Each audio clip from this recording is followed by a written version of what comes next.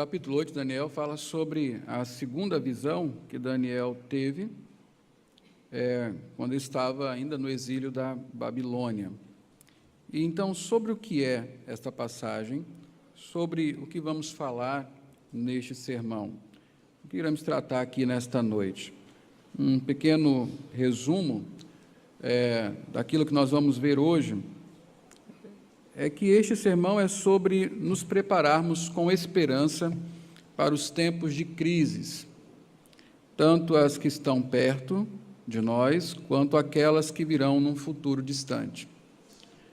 As angústias do povo de Deus são dissipadas na confiança, na fidelidade de Deus e em sua soberania sobre a história. O mundo caminha para o seu fim e, no fim, Cristo vencerá. Então, é nisso que nós vamos meditar nesta noite, através deste sermão. O título desse sermão é O Senhor da História e a Esperança dos Crentes. É sobre isso que trata essa passagem que nós vamos estudar nesta noite. Então, como temos feito, eu não irei ler toda a passagem, mas à medida que nós fomos explicando, vamos lendo o texto e tirando daqui aquilo que precisamos conhecer e as aplicações para a nossa vida. Então, de começo, é necessário nós entendermos, nos localizarmos, não é? Tempo e espaço. É assim que Daniel começa a narrar a sua segunda visão. Então, diz assim, versículos 1 e 2. No terceiro ano do reinado de Belsazzar, eu, Daniel, tive outra visão, a segunda. Na minha visão, eu me vi na cidadela de Suzã, na província de Elão. Na visão, eu estava junto do canal de Ulai. Então, como eu falei na semana passada, o livro de Daniel, a partir do capítulo 7, ele volta no que diz respeito à sua cronologia. Nós, no capítulo 6, vemos, no capítulo 5, a derrocada da Babilônia. Capítulo 6, já estamos no império de Ciro, com o governador, o rei da Babilônia, Dario, já no capítulo 6. Quando a gente vai para o capítulo 7, quando a gente chega no capítulo 7, o tempo volta. Então, nós estamos no capítulo 7, primeiro ano de Belsazzar. Aqui estamos no terceiro ano de Belsazzar, o ano exatamente 550 a.C. Daniel está aí com mais ou menos 71 anos, se considerarmos que ele chegou lá em 605, por volta dos 16 anos. Então, voltou o tempo, então isso quer dizer que é antes daquele banquete do capítulo 5, e logicamente, não é? Ciro não tinha nem invadido a Babilônia ainda, antes da cova dos leões. A visão que Daniel vai ter, como eu falei logo no começo, que Daniel tem e que nós vamos estudar, é uma visão que Deus dá a Daniel a fim de que o seu povo tenha esperança. O que Deus vai revelar aqui é justamente as crises que a história vai trazer para aquele povo. A história, na verdade, é a providência de Deus. Deus vai mostrar o que vai acontecer na história futura da humanidade e como esses eventos da história futura da humanidade, eles vão trazer algumas crises para o povo de Deus. Então, Deus antecipa esses fatos a fim de que aquele povo tenha esperança, porque ele também mostra o final da história. Por mais que as crises sejam terríveis, profundas, no final o Senhor irá vencer. No final o seu povo receberá a vitória, receberá o reino. Isso é muito importante, porque principalmente para aqueles que estão cativos na Babilônia. A gente lê o livro de Daniel e a gente tem uma impressão de que na Babilônia o povo não sofria muito.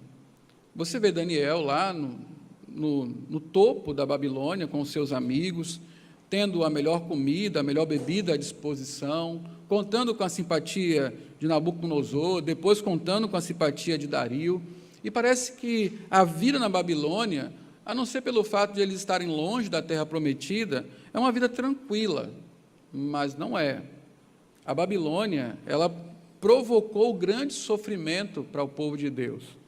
Se você ler, por exemplo, o Salmo 137, você vai ter vai ter a impressão correta de que tipo de sentimento estava no coração daquele povo. Então, vamos lá voltar um pouco nas Escrituras.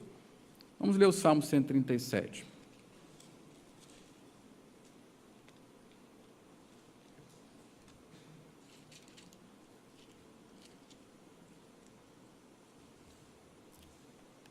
Veja o sentimento daquele povo que estava no cativeiro babilônico.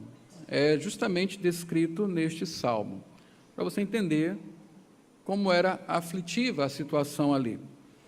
Diz assim o salmista: junto aos rios da Babilônia, nós nos sentamos e choramos com saudade de Sião. Ali nos salgueiros, penduramos as nossas harpas. Ali os nossos captores pediam-nos canções, os nossos opressores exigiam canções alegres, dizendo: cantem para nós uma das canções de Sião. Como poderíamos cantar as canções do Senhor numa terra estrangeira? Que a minha mão direita dê fim, ó Jerusalém, se eu me esquecer de ti. Que a língua se me grude ao céu da boca, se eu não me lembrar de ti, e não considerar Jerusalém a minha maior alegria. Lembra-te, Senhor, dos edomitas e do que fizeram quando Jerusalém foi destruída, pois gritavam: arrasem-na até os alicerces. A cidade, ó cidade de Babilônia, destinada à destruição, feliz aquele que lhe retribuiu o mal que você nos fez, feliz aquele que pegar os seus filhos e os despedaçar contra a rocha. E aí você pode achar estranho esse último verso, mas o Senhor tinha prometido fazer isso com os povos que maltratassem o seu povo. O salmista está apenas reivindicando ao Senhor que tome a sua vingança, exerça o seu juízo, da mesma forma que nós temos a esperança que no final desta era, o Senhor executará o seu juízo contra aqueles que não temem o seu nome. Mas você observa naquele salmo o sentimento de pesar que havia no coração daquele povo. Eles não conseguiam cantar mais, eles não conseguiam mais tocar as suas harpas, eles abandonaram as canções. E na Bíblia, as canções são os símbolos da alegria. Quando cessa o canto, é porque o povo está debaixo de juízo.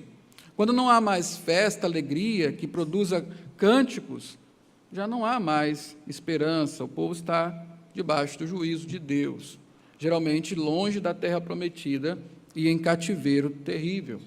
A Babilônia causou esse tipo de cativeiro e eles estão precisando de esperança. E o Senhor providencia essas visões proféticas a fim de que Daniel e o seu povo possam ter esperança a respeito do futuro, sabendo que Deus é o Senhor de toda a história. Eu estou voltando a falar sobre isso, porque as profecias, principalmente aquelas que apontam para o fim, a escatologia bíblica, ela não está aqui para nos colocar medo, ela está aqui para nos dar esperança. Como é que o povo de Deus lida com as suas aflições presentes, de um futuro próximo, e aquelas que são anunciadas para um futuro mais distante? Ele lida com essas coisas meditando nas promessas de Deus, meditando naquilo que é prometido para o fim. E ainda que a história reserve muitas coisas desagradáveis para o povo de Deus, no final nós venceremos. No final estaremos com o Senhor. No final reinaremos com Cristo. Portanto, olhando para as profecias, nós encontramos esperança diante da história dessa humanidade caída. Então, lá no 3º ano de Belsazar, haveria uma grande mudança, muito em breve, dali mais poucos anos, 10 anos talvez, tudo iria mudar no cenário mundial, e nesse tempo, provavelmente, Ciro já estava se levantando contra a Babilônia, a Pérsia estava se tornando um império muito poderoso, e muito breve, era uma questão de tempo, até por causa da fraqueza de Nabonido, do próprio Belsazar, já devia haver naquele momento rumores de que o mundo iria mudar. E você imagine você estrangeiro em uma terra que está prestes a ser invadida e destruída. Que pensamentos feriam a sua mente? O que será da minha família? O que será de mim? Se eles não vão poupar os que são nobres, imagine eu que sou apenas um escravo, um estrangeiro na Babilônia. Então o Senhor antecipa a história diante deles, contando o que irá acontecer, para que eles entendam que, apesar das crises que o mundo irá passar, o seu povo está sempre seguro. A visão é sobre isso. Por isso, o Senhor da história e a esperança dos crentes. Então, nós estamos no 3º ano de Belsazar, um tempo que anuncia grandes mudanças, e o Senhor traz, então, essa visão para ele. Então, uma outra coisa que nós precisamos ver aqui é que, na visão, não na realidade, Daniel estava na Babilônia, mas na visão, Daniel estava na Pérsia. Ele estava na cidadela de Suzã, versículo 2, me vi na cidadela de Suzã, na província de Elão. A cidadela de Suzã era uma cidade, um palácio fortificado, onde no futuro, não nesse tempo ainda, mas mais na frente, quando o Império Persa estivesse consolidado, a cidadela de Suzã se tornaria o palácio de inverno do imperador Ciro. É justamente aí onde Daniel está, e ele está na cidadela de Suzã, na província de Elão, uma cidade persa, próximo, junto ao canal de Ulai, o canal do rio Ulai. Esse canal não existe mais hoje, e todo o resto, só alguns escombros que foram encontrados em escavações. Daniel, então, estava na Pérsia. A perspectiva de Daniel é de alguém que está na Pérsia, olhando todo o mundo à sua volta, o mundo de então, logicamente, não é? Então, já nos situamos, tanto no tempo como no espaço. Vamos à primeira parte da visão. A primeira parte da visão são os versículos de 3 a 4, e fala de um cordeiro com 2 chifres. Diz assim, versículos de 3 a 4. Olhei para cima, e diante de mim, junto ao canal, estava um carneiro. Seus 2 chifres eram compridos, um mais do que o outro, mas o mais comprido cresceu depois do outro. Observei o carneiro, enquanto ele avançava para o oeste, para o norte e para o sul. Nenhum animal conseguia resistir-lhe, e ninguém podia livrar-se do seu poder. Ele fazia o que bem desejava e foi ficando cada vez maior. Então, nosso foco aqui agora é entender quem é esse carneiro com 2 chifres compridos e que tem um chifre que depois se tornou maior do que o outro e é extremamente poderoso. Bom, vamos aqui. Daniel viu um carneiro com 2 chifres compridos, mas um era maior do que o outro. Esse carneiro estava junto ao canal de Ulai, ou seja, o carneiro estava na Pérsia. Segundo Daniel, o chifre maior cresceu depois do outro.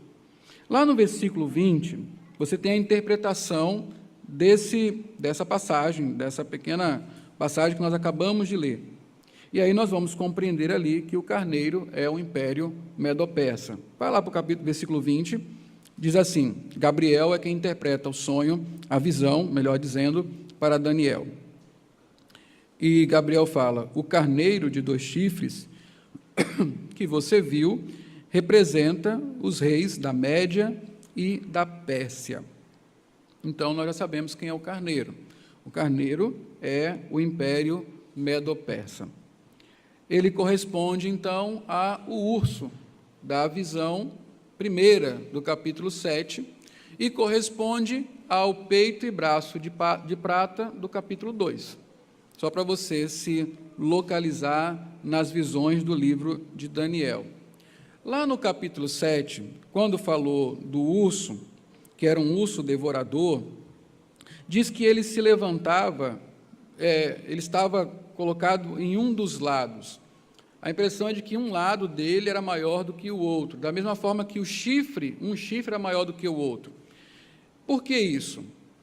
é justamente a história do Império Medo-Persa.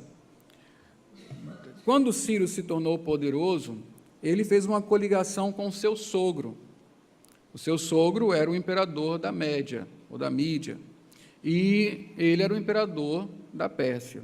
Mais tarde, Ciro usurpou o trono do seu sogro e se tornou um império muito mais poderoso do que o império da Média.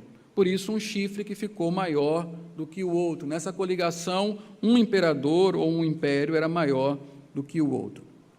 Então, nós temos aqui a figura já pronta do que é o Império Médio-Persa.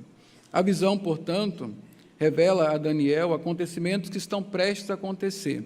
A primeira parte da visão é sobre coisas que vão acontecer quase que imediatamente, nos próximos 10 anos ali, a partir do tempo de Daniel. Coisas muito rápidas, que já estão, algumas coisas já estão acontecendo e se consolidarão em um futuro muito próximo. Então, a visão, portanto, revela os acontecimentos que estão prestes a acontecer, que é o domínio persa sobre os demais animais, os demais reinos, inclusive a Babilônia. Você observa que a Pérsia, esse carneiro, ele sai do leste, caminhando para oeste, sul e norte. Então, ele vai conquistar todos esses reinos. O Ciro conquistou o Egito, que é uma das cabeças lá, da besta do Apocalipse, conquistou a Síria, conquistou a Grécia, parte da Grécia, não completamente, depois conquistou a Babilônia e o seu domínio se estendia, então, ali do Oriente e até o Ocidente, uma faixa muito grande de conquista. Por isso que o urso, é dito ao urso, vai e coma muita carne. Era essa sede de conquista. Até esse momento, até o auge do Império Persa, nenhum reino havia se comparado a ele em extensão, em números de conquista de território. Este é, então, o carneiro, que também é um urso devorador de carne. E o versículo 4 diz que o carneiro sai do leste e avança em direção ao oeste, norte e sul, conquistando todos os povos e território. E aqui tem uma coisa interessante. Daniel diz o seguinte: nenhum animal consegue resistir-lhe. Ele está falando daqueles outros animais que eu acabei de citar. E ninguém podia livrar-se do seu poder. Era um reino imbatível, um exército poderosíssimo, contra o qual não havia defesa até o momento. Mas o que chama a atenção aqui, e nós precisamos parar um pouco aqui na visão para meditar sobre isso, é essa afirmação do versículo 4. Ele fazia o que bem desejava. Essa expressão vai se repetir aqui no capítulo 8, mas em relação a um outro imperador. Mas nesse momento nós precisamos entender quem é a Pérsia e quem é Ciro em especial.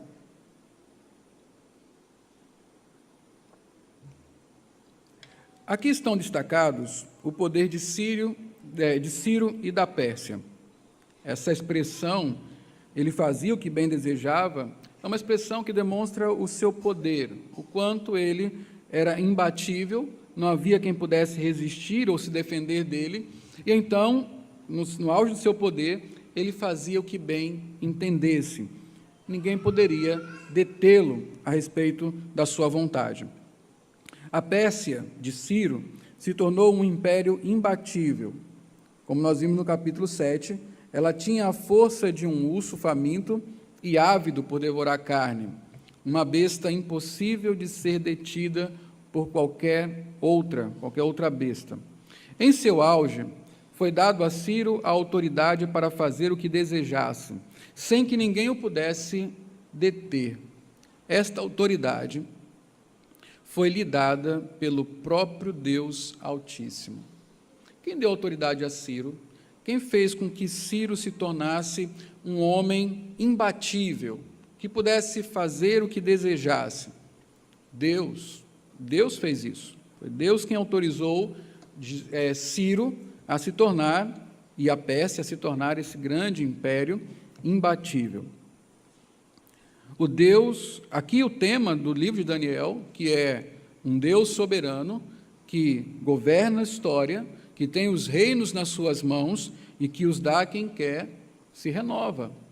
Aqui nós estamos justamente para ver isso. Deus transferindo o reino da Babilônia, o poder que outrora era de Nabucodonosor, para as mãos de um outro homem chamado Ciro, e de uma outra nação que é a Pérsia. Eu quero que você entenda algumas coisas neste ponto, porque é importante para as aplicações que nós temos que tomar nesse dia. Primeiro, a respeito de Ciro. Ciro é ungido do Senhor. Ciro é um ungido do Senhor. Aí nós precisamos mudar de profeta, vamos para o profeta Isaías.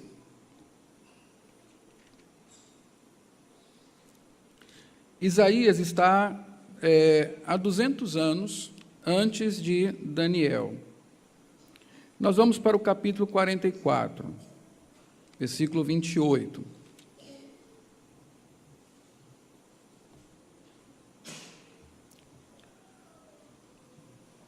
Se profetizar coisas 10 anos antes já parece incrível, imagine profetizar coisas há 2 séculos, não é? 2 séculos antes delas acontecerem. Aqui no capítulo 44 e 45 de Isaías, Deus fala exatamente sobre Ciro, quem ele é e o que Deus pretende com ele. A primeira coisa que nós vamos observar é justamente que Ciro é um ungido do Senhor. Ele fala assim, versículo 28, nós vamos até o 45, 6. Diz assim: que diz acerca de Ciro, esse é Deus falando, ele é meu pastor e realizará tudo o que me agrada. Ele dirá acerca de Jerusalém, seja reconstruída, e do templo sejam lançados os seus alicerces. Então, nessa primeira parte aqui, você observa Deus anunciando para o seu povo que ele levantaria um homem, um império, que resgataria ele, esse povo, da Babilônia. Esse homem, em especial, é Ciro, o imperador da Pérsia, que Deus aqui chama de meu pastor, que realizará o que me agrada. O que é que ele quer o que Deus quer que Ciro faça? Que Ciro reconstrua Jerusalém, que o templo do Senhor, e que novamente os seus alicerces serão lançados. É justamente no império de Ciro que o povo sai da Babilônia, volta a Jerusalém, e a cidade é reconstruída. Agora, continuemos aqui no capítulo 45, até o versículo 6. Continua assim o Senhor.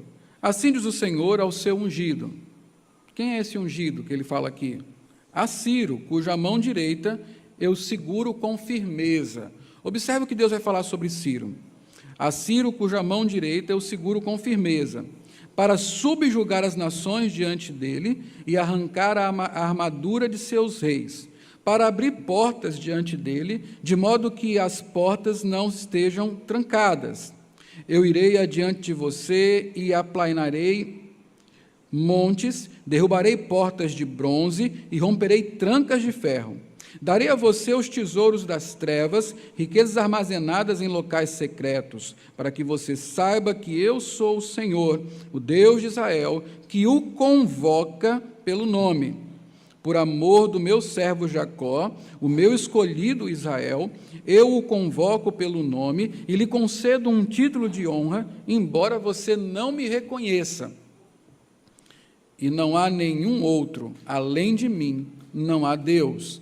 Eu o fortalecerei, ainda que não tenha me admitido, de forma que do nascente ao poente saibam todos que não há ninguém além de mim. Eu sou o Senhor e não há nenhum outro. Você entende quem é Ciro na história?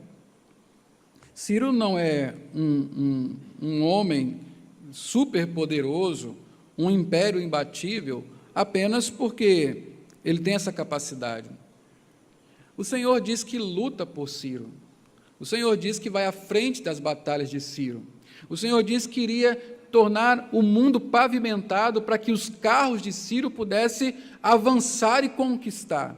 O Senhor disse que iria abrir as trancas, os portões, uma alusão às fortificações dos impérios que Ciro teve que invadir. O Senhor disse que o sustentaria, seguraria a sua mão direita, a mão da batalha. Porque Ciro foi vitorioso, porque Ciro fez tudo como ele queria fazer, porque Ciro parecia um soberano, porque Deus estava usando ele para realizar estas coisas. E o que Deus está dizendo aqui, ainda que Ciro não me reconheça, ainda que você não admita que eu sou Deus, todos saberão que eu sou Deus. Agora, você imagine que essa profecia está sendo ensinada há mais de 200 anos, Daniel conhece essa profecia, e agora ele mesmo, na Babilônia, recebe uma visão que é interpretada como o império da Pérsia vindo para conquistar todas as coisas. O que Daniel está entendendo? A salvação está chegando. O Senhor está cumprindo as suas promessas. Eis aí o resgatador de Israel, que Deus prometeu há tanto tempo. A esperança é renovada quando finalmente se ouve falar que o Império Persa e Ciro estão vindo. É bem interessante isso, porque Ciro é um instrumento nas mãos do Senhor. Voltando para Isaías 45, nós vamos ver justamente isso, é o pastor que Deus escolheu, é o ungido do Senhor, é o instrumento que Deus escolheu para pôr fim ao cativeiro do seu povo. Deus fala, eu o convoco pelo seu nome. É interessante Deus revelar, inclusive, o nome do personagem. Eu o convoco pelo nome, para você ser o redentor de Israel e para exercer a vingança de Deus sobre a Babilônia. Se você seguir os capítulos seguintes, ali em Isaías, o 46 e o 47, você vai ver a profecia agora falar sobre a Babilônia, que será destruída nas mãos de Ciro. Lembre-se, tudo isso 200 anos antes de acontecer. 200 anos antes de Daniel ter esta visão. O Senhor estava mostrando o que ia acontecer na história para dar esperança ao seu povo. Então, por isso Ciro fazia o que bem desejava. Quando a Babilônia quando a Pérsia finalmente conquistou a Babilônia, então os cativos de Israel foram mandados de volta para Jerusalém. E ali você vai ler Esdras e Neemias e vai conhecer justamente esta história. 1 Crônicas, também no capítulo 36, vai contar sobre as ações de Ciro em favor de Israel. Conta a história que, apesar de muito poderoso, as políticas de Ciro era que os povos voltassem para suas terras e tivessem liberdade religiosa. Diz que ele era um homem muito misericordioso com os seus súditos. Então, Ciro é um instrumento de Deus. Agora, aqui está o que nós precisamos observar. Ciro é um mero instrumento de Deus para a redenção de Israel. Enquanto Ciro buscava seus próprios interesses e aplacava sua fome de conquistas, não sabia ele, mas o Senhor o estava usando para o bem do seu povo. Lembra de Romanos 8:28? Tudo coopera para o bem dos que amam a Deus. Não há um único fato na história, do menor ao maior, que não sirva ao propósito de Deus de redimir o seu povo. Um único fato. Ciro não sabia quem ele era. Ciro estava fazendo aquilo que os imperadores fazem. Ciro estava fazendo aquilo que os ambiciosos fazem. Ciro estava fazendo aquilo que os tiranos fazem, conquistando, aplacando a sua fome de conquista. Ele estava invadindo o mundo, juntando riquezas, fazendo o seu nome célebre. Esse é o desejo babilônico, é por isso que ele é uma das bestas, é por isso que a cabeça dele está lá. Só que na sua busca de honrar a si mesmo, de celebrar o seu próprio nome, ele está justamente cumprindo e sendo instrumento da história que Deus escreveu para a redenção do seu povo. E isso é maravilhoso para nós e nos traz muita esperança. E aqui estão as aplicações que eu quero fazer desta parte da nossa meditação. Primeiro, uma das cabeças da besta, ou um dos animais, quando eu falo da besta, estou referindo ao Apocalipse, ou um dos animais aqui do capítulo 7, serviu ao propósito divino de redimir seu povo do cativeiro babilônico. Dá até para brincar, né? Pensar que uma das cabeças da besta era boazinha, fez bem para o povo de Deus. Isso é muito interessante, não é? A Pérsia é este animal, esta cabeça. Em sua soberana providência, Deus usa as ações dos homens, inclusive os seus pecados, para cumprir seu propósito em favor do seu povo. Deus é o Deus da providência. Ele usa meios para realizar fins e, às vezes, extraordinariamente, ele simplesmente deixa os meios de lado e realiza milagres. Nesse caso, Deus separa Ciro, limita os seus pecados e transforma o seu mal em benefício para o seu povo. Isso é o Deus da providência. Esse é o Deus que tem a história em suas mãos e que conduz toda a história a fim de trazer salvação para o seu povo. Quando a gente conhece o Deus soberano e providente, nós sempre temos esperança. Tudo coopera para o nosso bem. A segunda aplicação é, da mesma forma que vemos Deus usar uma das bestas para livrar o seu povo, também vemos outras bestas para disciplinar o seu povo. Deus usou o Egito, a Assíria, a Babilônia, vamos ver a Grécia, para disciplinar o seu povo. E é justamente por isso que estes animais, na sua grande parte, eles produzem dor no povo de Deus. Eles também estão servindo de instrumento de Deus, para a redenção também. Só que, neste caso, o Senhor está primeiro disciplinando o seu povo, fazendo-o refletir em seus pecados, conduzindo-os ao arrependimento por meio do sofrimento, por meio do cativeiro, da perseguição, e então ele providencia salvação, que no final dos tempos é a única salvação definitiva a que virá por meio de Jesus Cristo, nosso Salvador. A terceira coisa que nós vamos aprender aqui, e é muito importante para o tempo que nós estamos vivendo no Brasil, no mundo, de uma forma geral. A salvação do povo de Deus nunca virá definitivamente de um reino terreno. O povo de pensar, olha, que legal, a Pérsia está vindo aí, agora vai ficar bom para nós. Algumas circunstâncias podem ser favoráveis, mas a salvação nunca virá de um reino terreno. Não se esqueça disso. Ainda que alguns deles possam nos favorecer em dadas circunstâncias, eles são parte de uma besta terrível, que é contra Deus e o seu povo.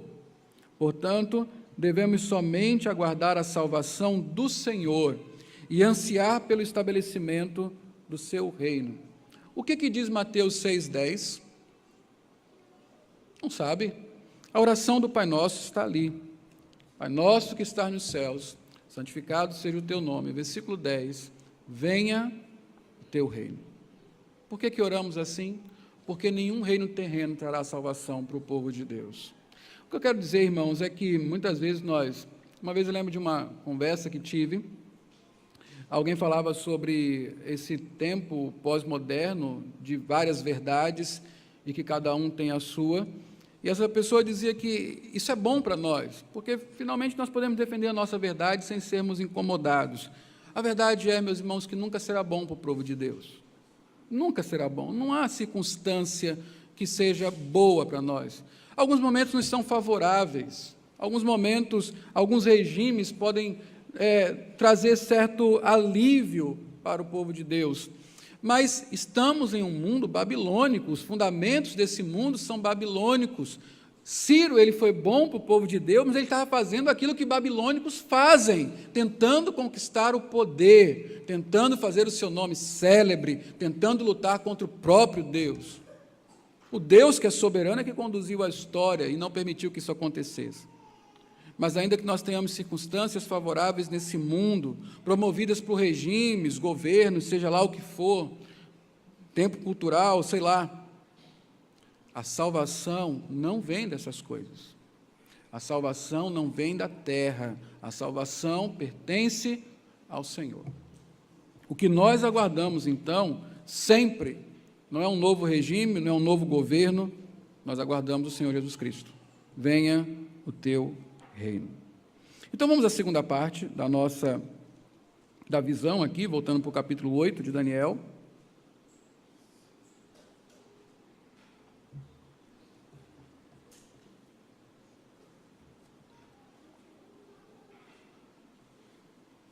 Versículos de 5 a 8, diz o seguinte: enquanto eu considerava isso, Daniel estava olhando para o carneiro, enquanto eu considerava isso, de repente um bode, veja que ele toma uma surpresa aqui, né?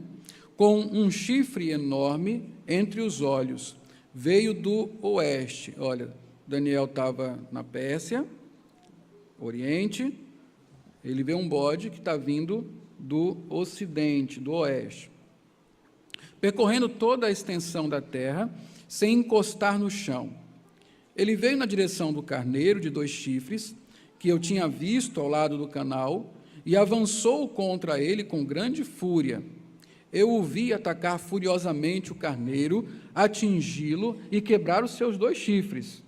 O carneiro não teve força para resistir a ele. O bode derrubou no chão e o pisoteou, e ninguém foi capaz de livrar o carneiro do seu poder. O bode tornou-se muito grande, mas no auge da sua força, o seu grande chifre foi quebrado e em seu lugar cresceram 4 chifres enormes, na direção dos 4 ventos da terra, ou seja, lá os pontos cardeais, norte, sul, leste, oeste. Então, vamos ver agora esse bode, que é descrito como um bode peludo e com um chifre enorme entre os olhos. De repente, um bode. Segundo Daniel, era um bode com um chifre enorme entre os olhos, e na interpretação de Gabriel, o anjo que interpreta esta visão, lá no versículo 21, ele também era peludo. Vamos lá ao versículo 21, que nos fala sobre esse bode. O bode peludo é o rei da Grécia, e o grande chifre entre seus olhos, o primeiro rei. A outra coisa que precisamos entender aqui, observar, para construirmos nosso pensamento, é que o bode vinha do oeste, do ocidente, e percorria toda a terra em direção ao oriente, na direção do carneiro, que estava lá no oriente. O detalhe interessante na visão é que o bode percorre toda a terra sem encostar no chão. E aí, como você já viu, né, Gabriel já nos disse, que o bode é a Grécia. A Grécia diz respeito a aquele animal, o terceiro animal que Daniel viu, que é um leopardo com 4 asas e 4 cabeças. Por isso ele não topava no chão. Isso diz respeito, os historiadores contam isso, os comentaristas contam isso, a sua velocidade, a velocidade com que Alexandre, que é esse chifre enorme, o primeiro rei, conquistou o mundo. Eu falei na semana passada que foram 10 anos, eu errei, na verdade foram 11 anos. Mas em 11 anos ele saiu da Macedônia, conquistando até parte da Índia. É uma faixa muito grande. E ele conquistou tudo, absolutamente tudo. E é interessante que nenhum animal pôde detê-lo e nenhum animal pôde ajudar a Pérsia. Você lê aqui nos versículos que nós lemos. O último reino, o último império a ser conquistado por Alexandre, à exceção da Índia, foi justamente a Pérsia. Antes disso, ele foi ao Egito e foi coroado faraó no Egito. Depois de conquistar o Egito, ele conquistou a Babilônia. E depois, então, a Pérsia. É por isso que ninguém veio ajudar. É que ele já tinha conquistado tudo. Ele era extremamente poderoso. Alexandre saiu da Macedônia, depois da morte do seu pai, Filipe, com um exército de 60 mil homens. Passou 11 anos em excursão. 60 mil homens, fora ferreiros, médicos, dentistas, mulheres. Ele caminhava como uma cidade durante todas as suas conquistas. Aqui diz também que no auge ele morreu, né? No auge das suas conquistas, ele foi destruído, ele morreu. Tem duas versões para a morte de Alexandre, uma gloriosa, né, para um imperador, uma trama contra ele foi assassinado, mas a história oficial diz que Alexandre morreu de malária, picado por um mosquito. Muito interessante isso, né? Ele está em excursão de volta para Macedônia, para pôr em ordem a sua casa, e ele para na Babilônia, e conta-se a história que ele foi picado por um mosquito, pegou malária e morreu.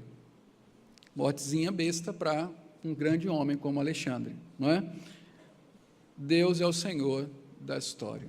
Nenhum animal, nem um urso, nem um leão podiam deter Alexandre, mas um mosquito podia deter Alexandre. O império, então, grego, no seu auge, ele para por conta da morte de Alexandre. Alexandre conquistou a Pérsia em 334 a.C. A visão que Daniel está tendo aconteceu em 550 a.C., 2 séculos antes. Da visão de Daniel até o nascimento de Alexandre são 194 anos. E o Senhor mostrou para o seu povo o que iria acontecer agora em um futuro distante. Lá na frente, o Senhor mostrou, olha o que vai acontecer agora, a crise da Babilônia vai passar, porque eu estou mandando um resgatador. Agora, eu vou mostrar para você o que vai acontecer um pouco mais longe. Um outro império, o Império Grego, irá invadir e conquistar a Pérsia. E Deus aqui constrói todo o contexto do que Ele quer realmente anunciar para o seu povo. Vem a Pérsia, vem a Grécia, então agora vem a terceira parte da visão, porque é sobre isso que Deus quer tratar com o seu povo. Terceira parte da visão, antes disso, deixa eu fazer uma conclusão aqui. A visão não é sobre a luta de dois homens, Ciro e Alexandre. Ciro e Alexandre não lutaram. Ciro é de um tempo, Alexandre é de outro, não são contemporâneos. Eles não eram contemporâneos, mas sobre como dois impérios, depois da Babilônia, se estabeleceram. Primeiro a Pérsia, depois a Grécia, no contexto mundial, e então, no contexto mundial de então. Isto era importante para transmitir esperança a um povo que iria passar por uma das maiores crises da sua existência e precisaria de esperança para suportá-la. Agora vem um ponto terrível para o povo de Israel, é sobre isso que Deus quer falar com este povo. Terceira parte, versículos de 9 a 12. Diz assim: de um deles saiu um pequeno chifre. Só para voltar aqui, o bode, no auge da sua força, o seu grande chifre foi quebrado, Alexandre morreu, e em seu lugar cresceram 4 chifres enormes na direção dos 4 ventos da terra. Então, de um deles saiu um pequeno chifre, de um desses 4, saiu um pequeno chifre, que logo cresceu em poder na direção do sul, do leste e da Terra Magnífica. Terra Magnífica é a Palestina, onde fica Jerusalém. Cresceu até alcançar o exército dos céus, e atirou na terra parte do exército das estrelas, e os pisoteou. Tanto cresceu que chegou a desafiar o príncipe do exército. Suprimiu o sacrifício diário oferecido ao príncipe, e o local do santuário foi destruído. Por causa da rebelião, o exército dos santos e o sacrifício diário foram dados ao chifre. Ele tinha êxito em tudo o que fazia. Deus falou isso sobre Ciro, agora está falando sobre esse chifre aqui. Ele tinha êxito em tudo o que fazia, e a verdade foi lançada por terra. Agora nós precisamos saber quem é este chifre, esta coisa terrível, que realizou coisas tão terríveis, como ele era. Então, as duas primeiras partes da visão nos dão o contexto para o surgimento do chifre, porque é do chifre que o Senhor quer tratar. Depois da morte de Alexandre, quando a Grécia foi dividida em 4 impérios, dirigidos por Cassandro, Lisímaco, Seleuco e Ptolomeu. Então, teve essa era desses 4 imperadores que dividiram a Grécia. O chifre surge depois deles, muito lá na frente. Na dinastia Seleucida, surge um reino insignificante, um rei insignificante, a princípio, mas que se tornaria muito poderoso. O nome deste homem é Antíoco IV Epifânio, que viveu de 175 a 163 anos antes de Cristo. Esse Antíoco Epifânio foi uma grande peste para Israel, para o povo judeu. Em 170 a.C., ele começou a perseguir os judeus na Palestina com o assassinato de um sumo sacerdote chamado Onias III. A perseguição durou até 163, quando a rededicação do templo foi concluída por Judas Macabeu. O tempo que Deus está tratando aqui com o seu povo é um tempo de 7 anos, 6 anos e alguma coisa. Nunca na Bíblia o povo de Deus sofreu tanto como sofreu na mão de Antíoco Epifânio. Veja, 100 e alguma coisa, um século antes de Cristo, o Senhor está anunciando aqui, no século V, o que irá acontecer lá no futuro, preparando o seu povo para a crise e dando esperança ao seu povo. Veja que é dito aqui sobre este chifre, que ele pisoteou o povo de Deus. Olhe, cresceu até alcançar o exército dos céus e atirou na terra parte do exército das estrelas e os pisoteou. Aqui não tem nada a ver com anjo, não. É o povo de Deus. Esse exército do céu é o exército de Deus, o seu povo, que ele lançou por terra e pisoteou, esmagou, maltratou esse povo. A partir do versículo 23, lá no capítulo 8, você tem a interpretação desse sonho, dessa visão, a respeito desse chifre. Veja o que Gabriel diz para ele. No final do reinado deles, daqueles 4 reis, quando a rebelião dos ímpios tiver chegado ao máximo, surgirá um rei duro de semblante, mestre em astúcias, e ele se tornará muito forte, mas não pelo seu próprio poder. Provocará devastações terríveis e será bem-sucedido em tudo o que fizer. Destruirá os homens poderosos e o povo santo. Viu aí? Contra quem ele vai, a quem ele vai atacar? O povo santo. São essas estrelas aqui dos céus que, na visão, Daniel teve. Com o intuito de prosperar, ele enganará a muitos e se considerará superior aos outros. Destruirá muitos que nele confiam e se insurgirá contra o príncipe dos príncipes, ou seja, Deus, o príncipe dos céus aqui. Além disso, ele será destruído, mas não por poder dos homens. O Antíoco, ele além de ter sido um grande conquistador, mas na verdade ele ascende ao poder sem guerra, simplesmente com intrigas. Um homem que tinha uma fala poderosa para enganar pessoas. Ele sobe assim, insignificante, e se torna um grande tirano, em especial para o povo de Deus. O que significa esse pisoteou os judeus? São as ações, ou pisoteou o exército dos céus, das estrelas. São as ações maléficas que ele fez contra os judeus. Numa ocasião, por exemplo, ele matou 80 mil pessoas, 80 mil judeus, num único dia. Homens, mulheres, crianças e bebês. Por prazer apenas. Não estavam em guerra, apenas por prazer. Foi ele que fez o sacrilégio terrível. O que significa isso? Ele invadiu o templo, lá pelo ano 167, construiu uma estátua de Zeus dentro do templo, e nesse altar que ele construiu, em homenagem a Zeus, ele sacrificou porcos dentro do templo do Senhor. Você sabe que o judeu, ele é proibido, pela lei, de tocar em porco, é um animal impuro.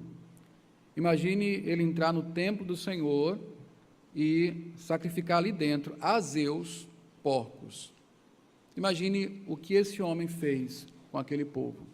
Foi um tempo de grande matança, desterro, desespero para o povo de Deus. É um dos piores momentos da história para este povo.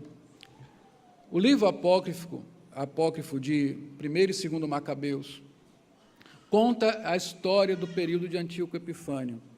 Esse livro não serve como regra de fé e prática, não é um livro bíblico, mas é um livro de conteúdo histórico muito interessante, todos nós devemos ler. Ele compreende aquele período da página branca da Bíblia, não é? Entre o Velho e o Novo Testamento. O tempo do silêncio, onde Deus não fala, não tem profecia. Um tempo terrível para o povo de Deus. Quando nós retornamos à história bíblica, no Novo Testamento, o que nós vamos encontrar é Israel, que não é mais uma nação. É um pequeno povo dentro do Império Romano, controlado por um rei que sequer judeu é, o caso de Herodes. E então surge o Salvador verdadeiro, que é o Senhor Jesus Cristo. Mas é isso que está acontecendo, e esse chifre se refere a Antíoco Epifânio. É interessante pensar sobre o Antíoco Epifânio, porque ele é o homem da iniquidade, ele simboliza o homem da iniquidade que Paulo fala lá em 2 Tessalonicenses 2,3, e o homem da desolação, e que realizou o sacrilégio terrível. Vamos para o capítulo 9 de Daniel 9, 27, nós iremos ver isso mais na frente, mas é bom você entender do que se trata. Daniel 9, 27, diz assim: com muitos ele fará, fala-se da mesma pessoa aqui, com muitos ele fará uma aliança que durará uma semana, no meio da semana ele dará fim ao sacrifício e à oferta, e numa ala do templo será colocado o sacrilégio terrível, até que chegue sobre ele o fim que lhe está decretado. O sacrilégio terrível é justamente esse ápice da sua maldade, quando ele invade o templo, constrói lá um altar para Zeus e sacrifica porcos. O que é importante nós entendermos aqui, certamente essa passagem foi de muita esperança para o povo de Deus, que agora está sabendo que ainda passará por uma crise terrível, e como nós veremos no final da visão, essa crise terá um fim glorioso, porque este homem será destruído.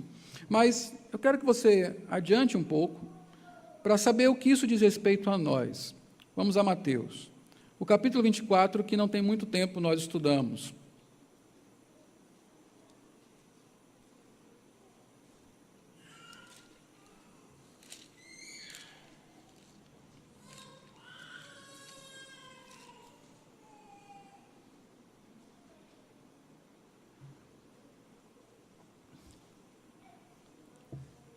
Versículo 15. Nós, quando estudamos isso aqui, capítulo 24, nós estudamos para aprender com Jesus sobre o sinal do fim dos tempos, né? Saber que indicações nos levam a ver que o nosso tempo é o final do tempo. Uma das coisas que Jesus fala é o surgimento do anticristo, não é? E ele diz assim no versículo 15: assim, quando vocês virem o sacrilégio terrível, olha, no caso de Jesus, já tinha passado o sacrilégio terrível. Jesus está depois de Antíoco Epifânio, de toda aquela crise que ele causou. Assim, quando vocês virem o sacrilégio terrível, do qual falou o profeta Daniel, no lugar santo, quem lê entenda, então os que estiverem na Judéia, ele vai dizer tudo o que deve ser feito. Esse sacrilégio terrível vai inaugurar um tempo terrível. Que tempo é esse? A grande tribulação.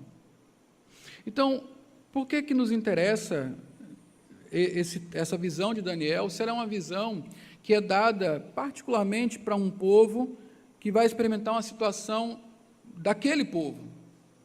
É porque o que está acontecendo, o que vai acontecer, o que aconteceu, não é, com Israel na época de Antíoco Epifânio é um modelo, é uma figura, é para nós um vislumbre do que vai acontecer conosco no futuro, com a igreja no futuro.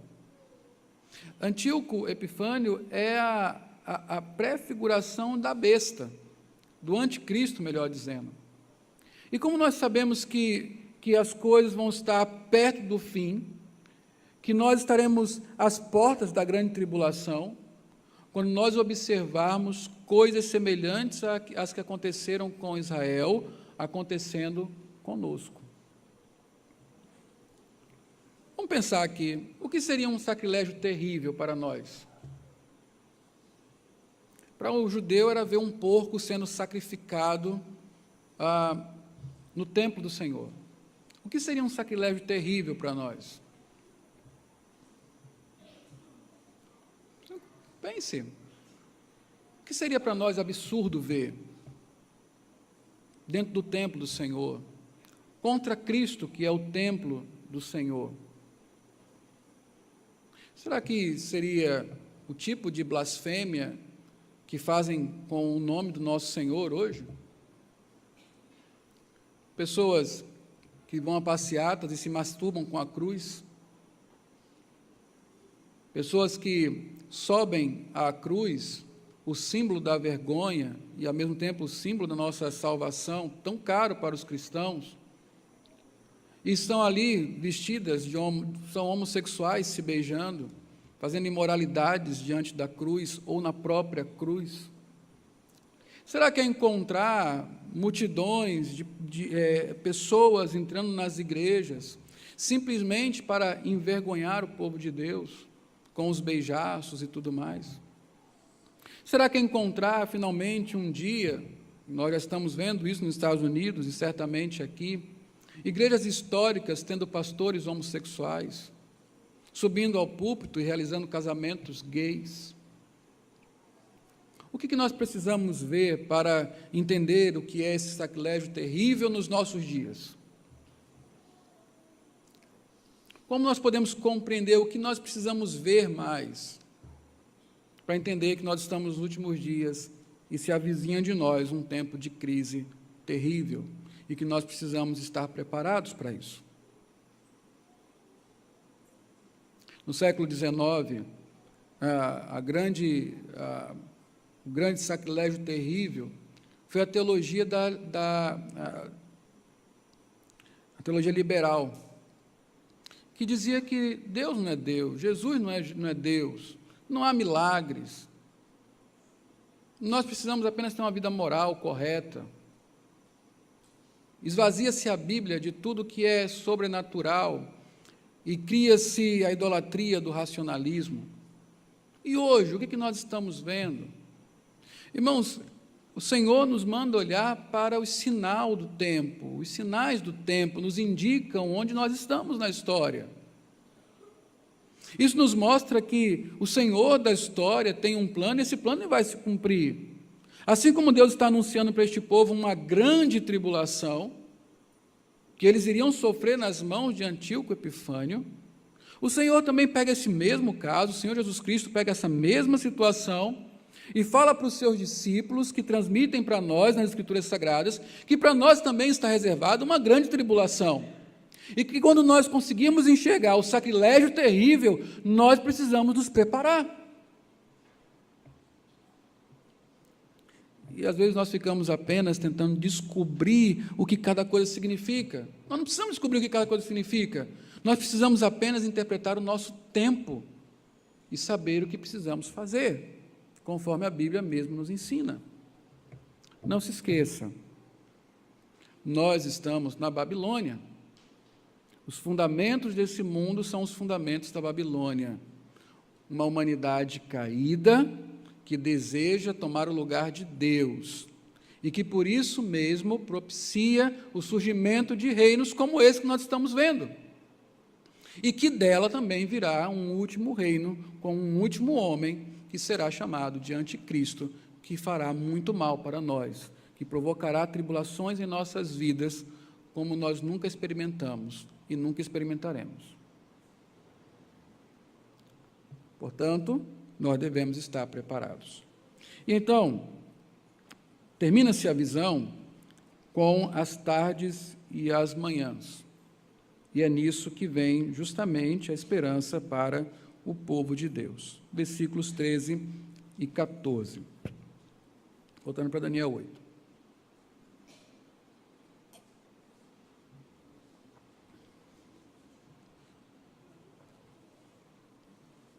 Diz: então ouvi 2 anjos conversando, e um deles perguntou ao outro: quanto tempo durarão os acontecimentos anunciados por esta visão? Até quando será suprimido o sacrifício diário e a rebelião devastadora prevalecerá? Até quando o santuário e o exército ficarão entregues ao poder do chifre e serão pisoteados? Então, os anjos estão conversando, eles querem saber até quando o sacrifício irá cessar, o templo ficará destruído, quando é que as coisas serão mudadas, transformadas, restauradas? Então, a resposta vem no versículo 14. Ele me disse: isso tudo levará 2.300 tardes e manhãs. Então, o santuário será reconsagrado. E aqui nós vemos os anjos respondendo a Daniel que esse tempo de sofrimento tem um prazo, tem um fim. Aqui são 2.300 tardes e manhãs. E aí nós precisamos entender o que essas 2.300 tardes e manhãs significam. Se você olhar, voltar lá para o versículo 11, diz que o chifre tanto cresceu que chegou a desafiar o príncipe do exército, ou seja, se rebelou contra Deus, e ele suprimiu o sacrifício diário. A palavra original é o sacrifício contínuo, ou o contínuo, não é? Que eu vou dizer já para vocês o que significa. Oferecido ao príncipe, e o local do santuário foi destruído. Então, esse sacrifício contínuo é aquele lá em Êxodo, quando Deus estabelece o templo, que deveria acontecer todos os dias, um pela manhã e um pela tarde. Então, o sacrifício acontecia de manhã e à tarde. Foi esse sacrifício que foi interrompido. Antíoco Epifânio não queria que ninguém fosse adorado, senão ele mesmo e os seus deuses. Então, ele rasgou os rolos, as escrituras, por isso que a verdade foi lançada no chão, e interrompeu com o sacrifício. Quanto tempo, então, vai durar isso? 2.300 tardes e manhãs, ou seja, 2.300 sacrifícios diários, da manhã e da tarde. 2.300 dias, portanto, 2.300 dias, dividido por 365, dá quantos anos? 6,3 anos. Eu fiz a conta em casa primeiro. 6,3 anos. 6 anos e 4 meses, não é?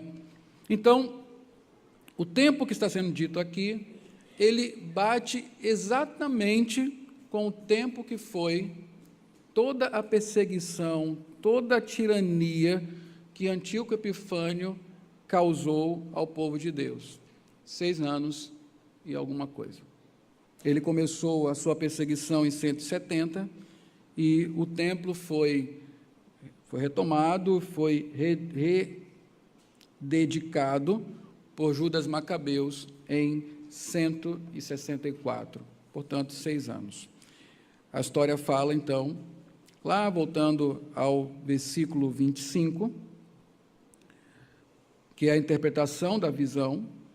Apesar disso, a última parte do versículo, apesar de tudo que Antíoco Epifânio fez, apesar disso, ele será destruído, mas não pelo poder dos homens. O tempo do Antíoco Epifânio da perseguição chega ao fim. Deus, mais uma vez, age na história e liberta o seu povo. A salvação virá afinal. Agora, o versículo 26 é muito interessante, porque Gabriel ele interpreta toda a visão, dá os detalhes dela. Nós fomos lendo isso aqui à medida que víamos a visão, mas Gabriel faz questão de lembrar uma coisa, de destacar uma coisa para Daniel. Versículo 26. A visão das tardes e das manhãs, essa visão diz respeito a quê? Ao fim, ao tempo e ao fim dessa crise toda. Então ele fala: a visão das tardes e das manhãs que você recebeu é verdadeira. Cele, porém, a visão, pois refere-se ao futuro distante. Por que isso aqui é importante destacarmos, irmãos? Porque é essa mensagem que Gabriel quer que Daniel leve em seu coração. Tudo bem, todo o resto não precisa ser considerado? Não, tem que ser considerado. Crises, perseguições, coisas terríveis, a antecipação de um relacionamento com o anticristo na vida daquele povo. Mas o que aquele povo tem que guardar no seu coração é: Deus porá um fim nisso. Isso irá acabar um dia. É o Salmo dizendo, mais uma vez para nós, o choro vai durar uma noite, mas a alegria virá ao amanhecer. O sofrimento é um breve tempo, 6 anos, mas isso vai terminar. E quando terminar, o Senhor reinará com o seu povo. Depois que Antíoco Epifânio morreu, depois que Israel eu tenho que ler esse negócio, que é difícil essa palavra. Rededicou o templo, não demorou muito, e o Salvador nasceu. Jesus nasceu, começaram os últimos tempos, e a aurora para aqueles que viviam em trevas, a esperança de que, não importa o que a história esteja reservando para nós, no final, Cristo vencerá. Nesse sermão você deve pensar nas seguintes coisas. Há um tempo difícil para nos aguardando. Talvez nós já estejamos nele. Quando Daniel teve a visão sobre Ciro, era o começo do Império Persa. Ele estava vivendo os primeiros tempos daquilo ali. Havia coisas para acontecer muito mais distante. Talvez nós estejamos vivendo isso. Talvez os nossos filhos sejam aqueles que vão enfrentar o futuro distante. O importante aqui é sabermos que essas coisas irão acontecer, que nós iremos sofrer, mas que, ao final de contas, nós temos o Deus que é o Senhor da história. E por Ele ser o Senhor da história, nós temos esperança. A história que Deus reservou para o seu povo é uma história de final feliz. Nós reinaremos com Ele. No final, o reino de Cristo será eterno e não poderá ser destruído. Esse é o reino que nós aguardamos. Vem, Senhor Jesus, venha o teu reino. Amém. Vamos orar ao Senhor. Nosso Pai, nós agradecemos ao Senhor, porque podemos ver a história e entender, ó Deus, a tua soberania, entender o seu cuidado em conduzir os fatos, muitas vezes sem poupar o seu povo, mas reservando a ele tempos difíceis, de grande calamidade, para discipliná-los, para prová-los, para purificá-los. E certamente isso não é apenas com Israel, mas acontecerá com a sua igreja. O apóstolo Pedro diz que o Senhor começará a arrumar as coisas a partir da tua casa. E nós precisamos estar preparados para isso. Não apenas para enfrentarmos o mal que nos aguarda, com a vinda do anticristo, da grande tribulação, da perseguição. Precisamos estar preparados para sermos fiéis, para enfrentarmos isso sem abandonarmos o Senhor, para nos colocarmos diante do Senhor como servos, tementes ao Senhor, mesmo que isso nos custe a própria vida, para prepararmos os nossos filhos para o futuro, para aquilo que certamente irá atingi-los, mas sem desespero, sem temor, sem medo, ó Pai, mas com esperança. Porque aprendemos hoje que o Senhor é o Senhor da história. É o Senhor que levanta reis, é o Senhor que abate os reis, é o Senhor que dá poder àqueles que se levantam contra o seu povo, simplesmente para depois abatê-los e fazer a sua vingança sobre eles. E para, diante dos olhos do seu povo, mostrar a sua glória e a grandeza do seu grande nome. Ó Deus, que nós tenhamos esperança no fato de que o Senhor é o Deus soberano, o Deus da providência, o Senhor da história. Que o Senhor seja glorificado e que nós, diante das verdades que nos foram expostas, tenhamos esperança no Senhor. Que o Senhor reine para sempre. Venha o teu reino, em nome de Jesus Cristo. Amém.